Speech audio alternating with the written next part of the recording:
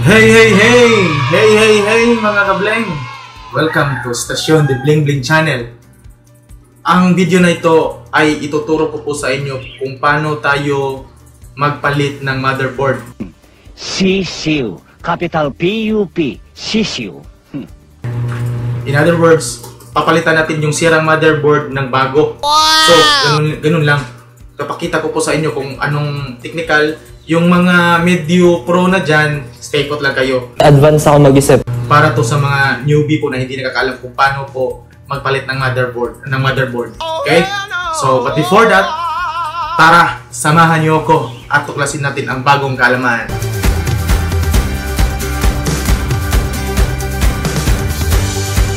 So, ito yung sirang motherboard. Ito yung sirang system unit. Ang gagawin po natin is tatanggalin natin tong motherboard na to at papalitan po natin ng bago. Ito yun. Actually, galing po ito sa Shopee. In-order ko to sa Shopee. Salamat, Shopee! Wala siyang brand. Hindi naman matatawag na second hand kasi bago naman yung board niya. Na-chat ko yung seller nito. Sabi niya bago pero wala talagang yung karton wala talagang brand na nakalagay kasi face out na raw yung board. Sobrang kintab pa niya. Sobrang kintab. Yan. So, ito yung ipapalit natin sa sirang system unit. Ito yun. So, gagawin natin is tatanggalin natin yung motherboard na nandito sa casing niya. So, tatanggalin natin yung mga cable. Tanggalin natin lahat. So, tatanggalin natin yung mga nakakabit na wires. So, tinanggal ko na lahat. Hindi pa. Tanggalin natin to. Yung mga wires na nakakabit sa casing. Ayan, ito. Ito lahat. At sa power supply. Yun yung mga wires na nakakabit sa power supply. So, i-screw natin.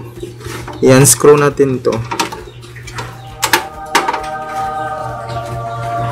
So basically, you need screwdriver para matanggal yung mga screws na nakakabit. Tanggalin na lang natin. Yun lang. Basic lang. Nice.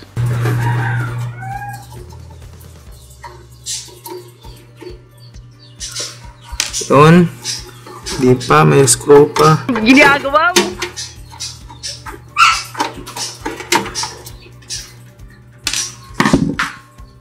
So yun, natanggal na lahat. So basically, natanggal na to lahat. Yung backplate rin, yung backplate, ito, na nasa likod, papalitan rin natin kasi yung backplate ng every motherboard is different.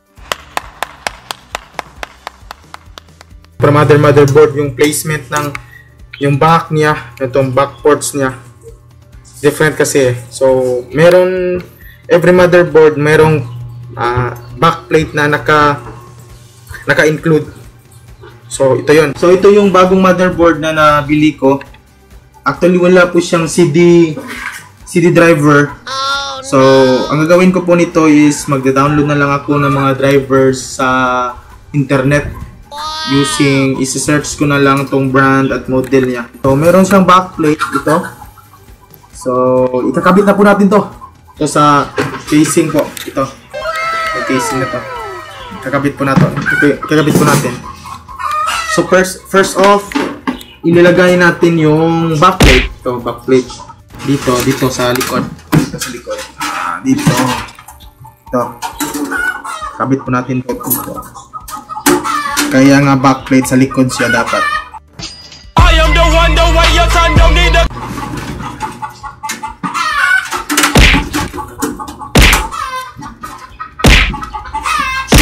Yun. So, susunod itong motherboard. So, kabit natin. Yung screw na tinanggal natin kanina, yun din ang ilalagay natin dito. Yun din ang gagamitin natin sa pagkakabit. Yun din.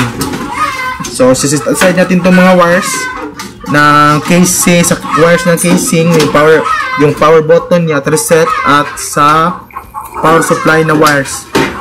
Set aside muna natin. Kakabit muna natin yung mga screws.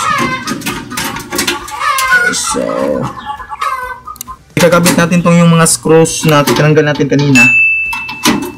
Just make sure po na nakalagay properly yung nasa backplate, yung mga holes niya dito at sa board, nagka-correspond dapat. Yun, kasya lahat. So, lagay tayo ng screws. Basically, 4 na screw lang yung ilalagay natin.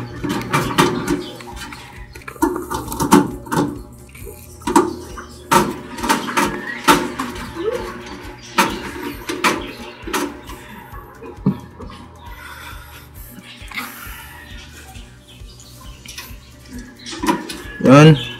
So, basic lang. Simple lang yung pagpapalit ng sirang motherboard. Tanggal ka lang ng mga wires galing sa casing at sa power supply. Tapos, natanggalin yung mga screws. Tapos, pagkatapos, tanggalin mo yung backplate. Yun. Simple lang. Easy. Tapos, pagkatapos mong tanggalin lahat, kakabit mo yung bago. Tagay mo muna yung backplate, tapos yung bagong motherboard, tapos yung mga wires. So, tapos na po tayong mag-screw. So, matibay na po siya. Tibay na. Ilalagay natin yung mga cables. Unahin natin yung sa power supply. Power supply na natin.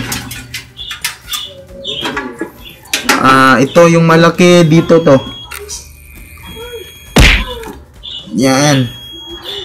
Just make sure na nakakabit siya ng maigi, yung nakalock, yung para to make sure na working talaga. Next is the wires na galing sa casing. Ito ay power reset, power switch, reset switch, HDD, LED at power LED. At ito ring audio connector at USB connector. Yon, ito ang ikakabit natin. Unang ikakabit natin is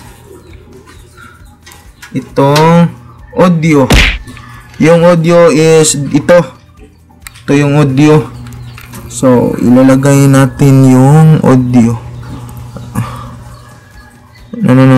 That's not audio. Ito yung audio.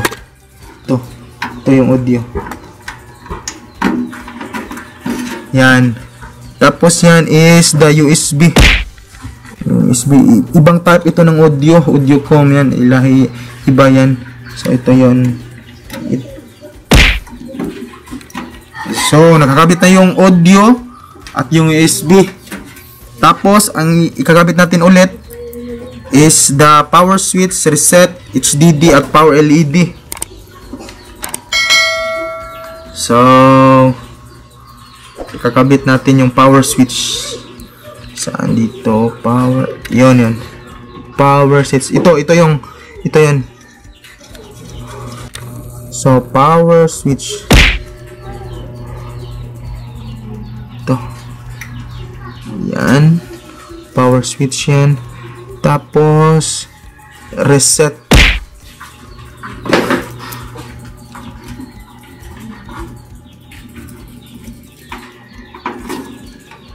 Tapos, yung HDD.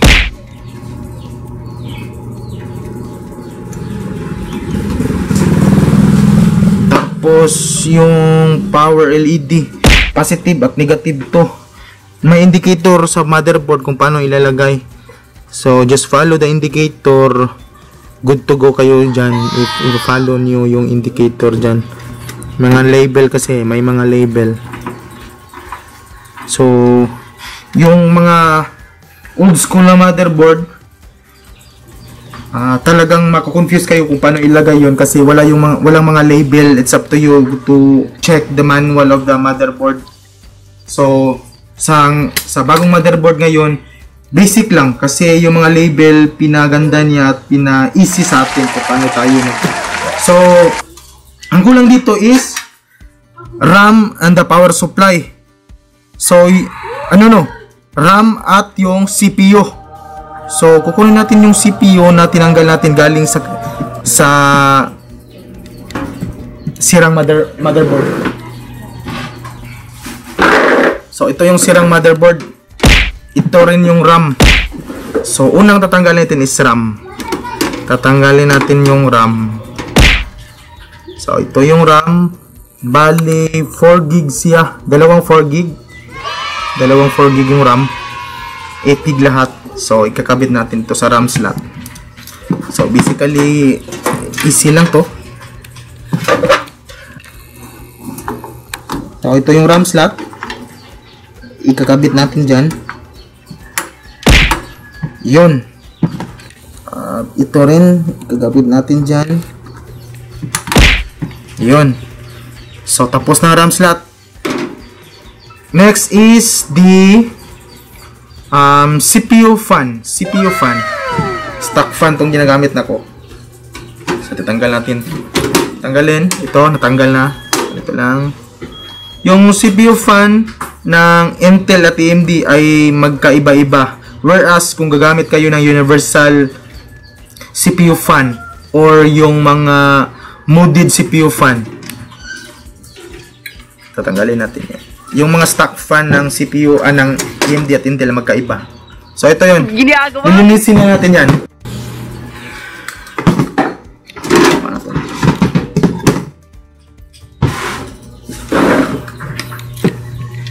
So, lilinisin natin yung stock fan niya. Ito. Walang tayo ng basahan. Tapos, lilinisin na natin yan. Yung brush. Kunin natin yun ng mga dumi.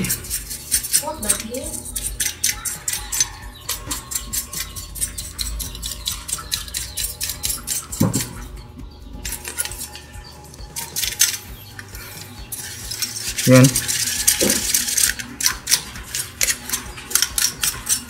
Yan, okay na to. So, next off, tatanggalin natin yung CPU. Ito yung CPU.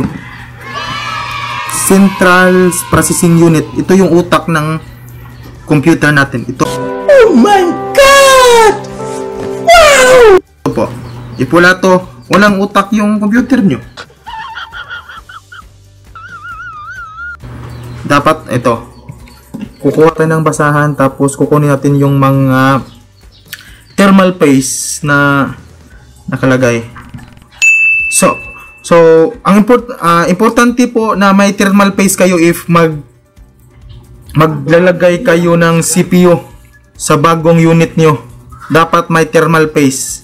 Importante po yung may thermal paste. Kapag walang thermal paste, magka-problema po yung PC natin. Do it!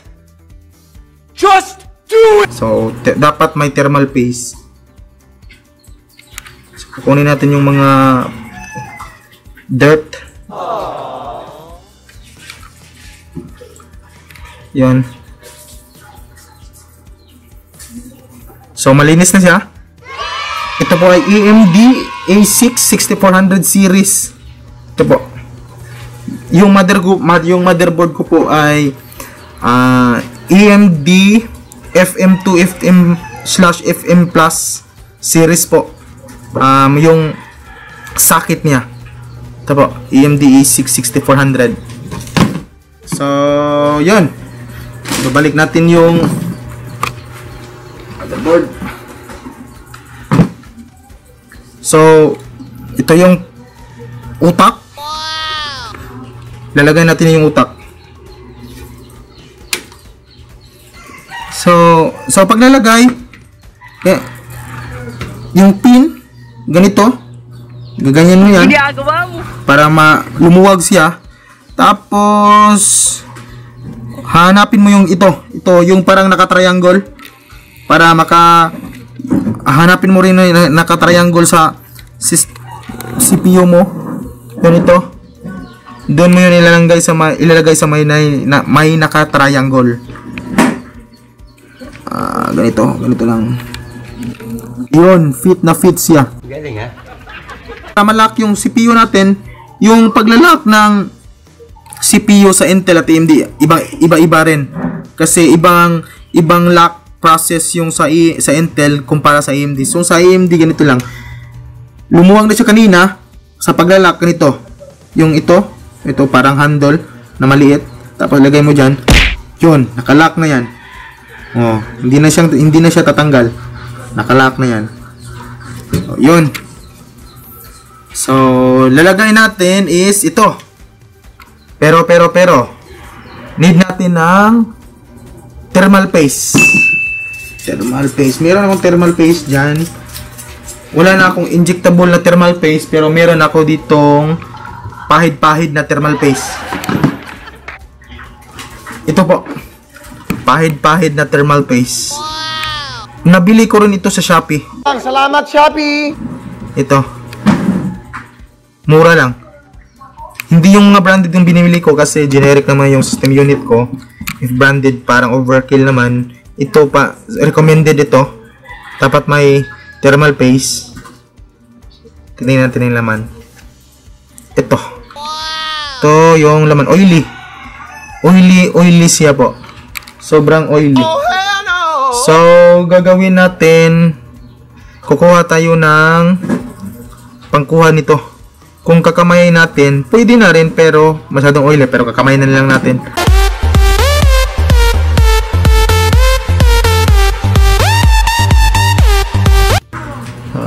Kakamayin natin. Lalagay natin dito on top sa CPU. On top.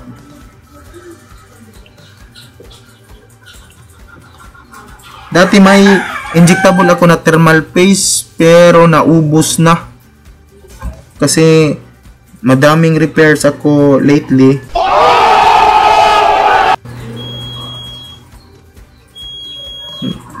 Nangangailangan ng thermal paste. Pwede rin dyan. Pwede nilagay natin dito. Dito sa CPU fan. Ito. Dyan. Medyo messy siya pero carry naman. Mag-prepare ka lang ng malinis na basahan or hindi ganong malinis pero malinis-linis na rin.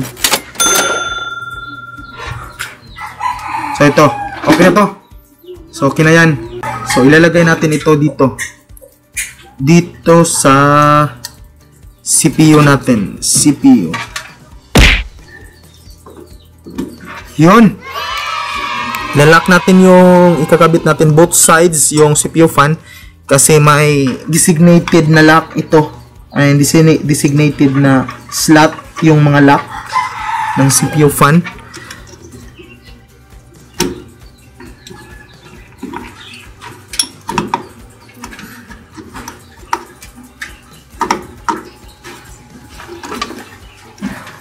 Yan. Kabit na siya. Tapos, para ma-lock siya, ito, iganon mo sa kabila.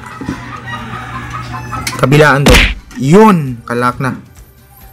At yung wire ng CPU fan, ilalagay natin sa CPU fan na slot.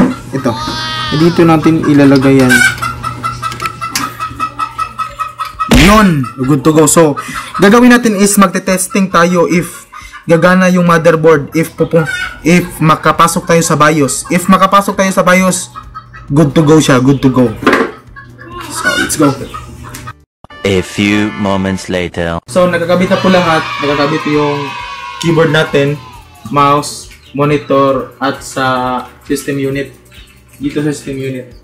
So, basically, i-on lang po natin yung system unit if makapasok tayo sa BIOS, working yung motherboard natin. So, naka-on na po siya, pero walang display. So, if ganito, walang display at naka-on na yung system unit, lilinisin po natin yung RAM niya.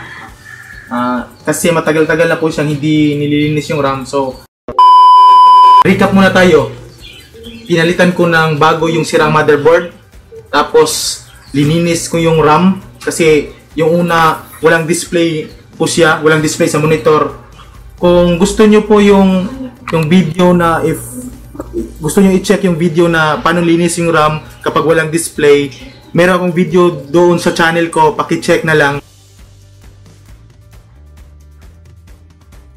Or isa-suggest ko na lang sa description below. Linis ko ng RAM, nilagyan ko ng thermal paste yung CPU, tapos kinabit ko na lahat-lahat ng wirings sa casing at sa power supply. So ito yung lumabas. So lumod up yung nag-load yung system ng motherboard. Ito yon. So meaning to say working yung motherboard natin. So that's good to know.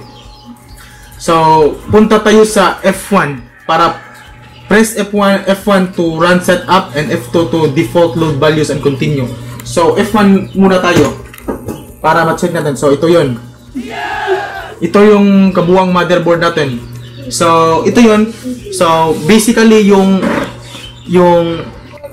video natin is how to change dead motherboard by new motherboard, and then ibuboot natin siya sa BIOS para to check if working siya. So basically that covers up the whole video.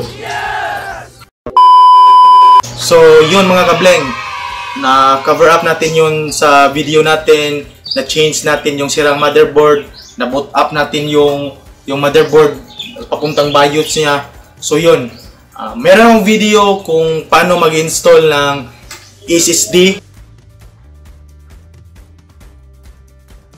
Doon, i-check ko lang or i-suggest ko sa description below. Tapos, yun, may mga videos pa akong mga technical kung paano, how to create bootable USB using command prompt. Yun po. So, watch out for my next video.